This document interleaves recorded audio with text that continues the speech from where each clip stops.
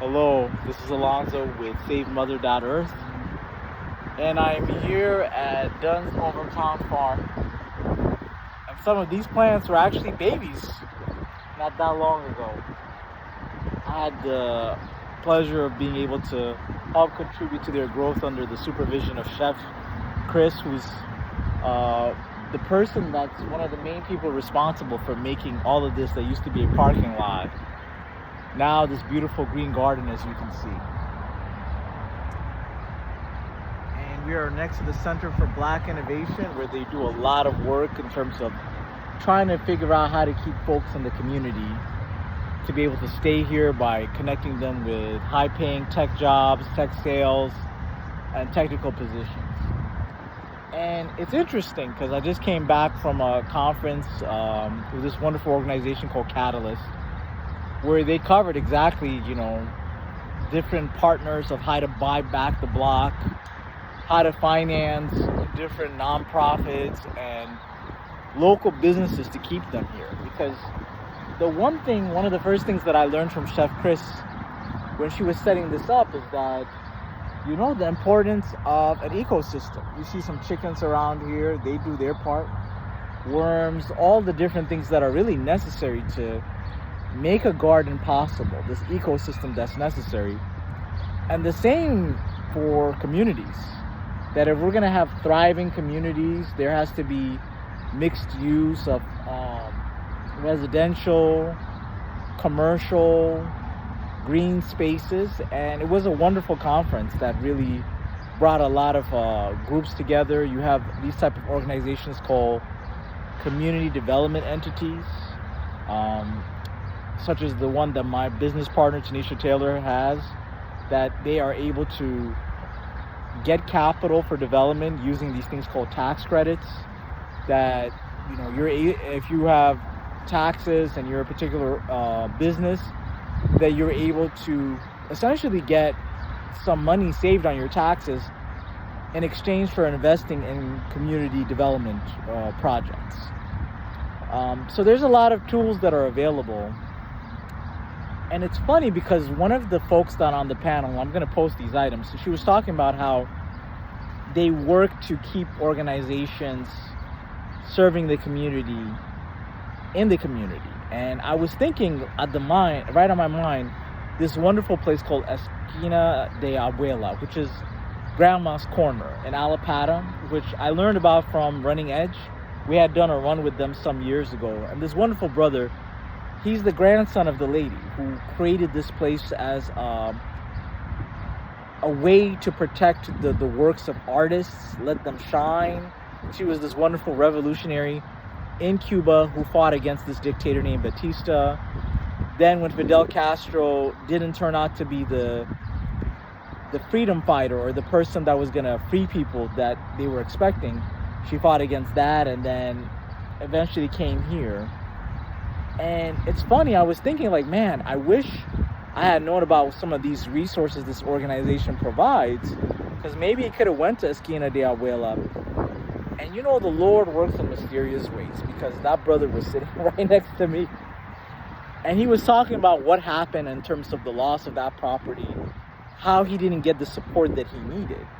But one of the encouragements that I got was that lady on the panel, she was talking about that, maybe it's not that same exact spot, but if something has already happened to a local business or a community that for some reason they lost the property, that it may not be that same building, but the mission can continue at a different spot. That there is a way to maybe find something else in Allapattah. And I'm going to put his information in the link. I hope you all follow him and support him. Support folks like Dunn's Overtown Farm that's doing good work. Support folks like Coach Ashley Toussaint, who's doing Running Edge.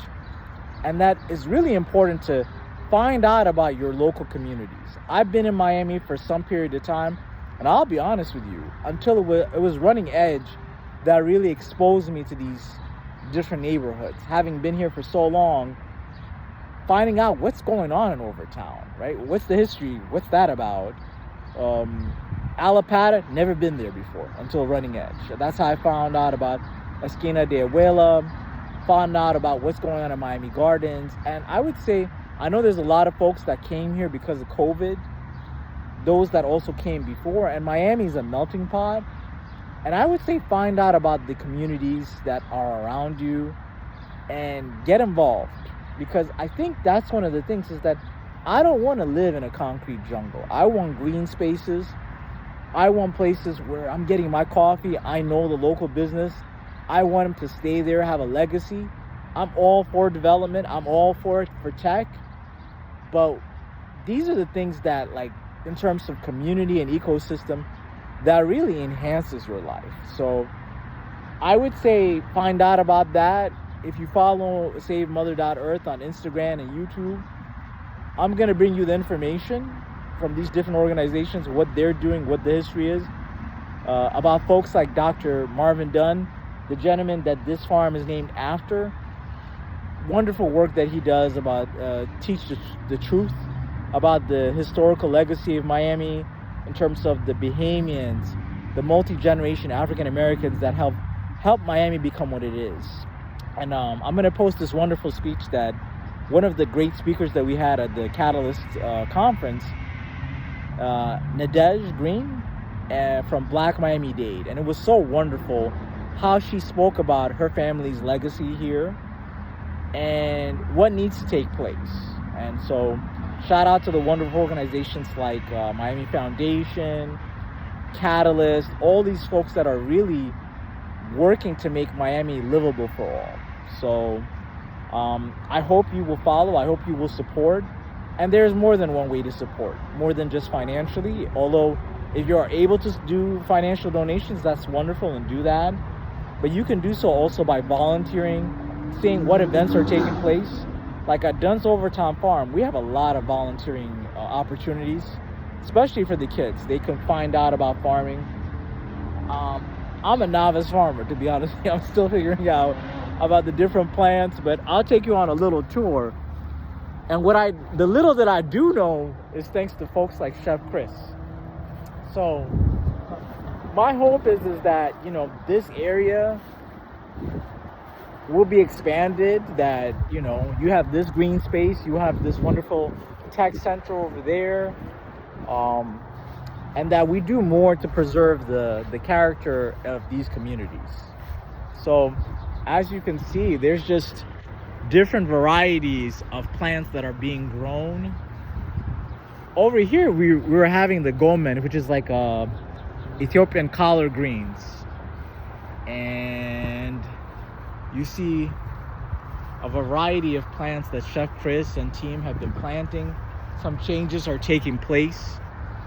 And think about this. This is a very developed area, but just having this green space, I think, to me, it enhances the value. If I'm living around these condos, if I'm one of the businesses around here, this is like a place that like really enhances the value of this area.